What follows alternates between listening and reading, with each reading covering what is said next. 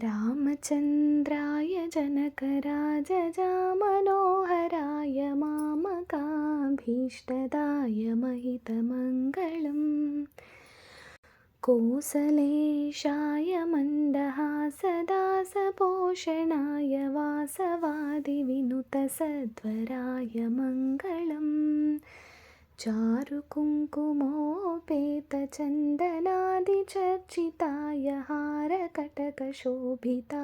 भूरिमङ्गलम् ललितरत्नकुण्डलाय तुलसीवनमालाय जलजसदृशदेहाय चारुमङ्गलम् देवकीसुपुत्राय देवदेवोत्तमाय भावजगुरुवराय भव्यमङ्गलम् पुण्डरीकाक्षाय पूर्णचन्द्रवदनाय अण्डजावाहनाय अतुलमङ्गलम् विमलरूपाय विविधवेदान्तवेद्याय सुमुखचित्तकामिकाय शुभ्रमङ्गलम्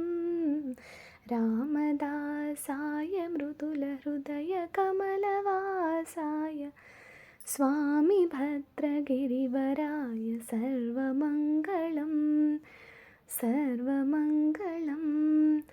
सर्वमङ्गलम्।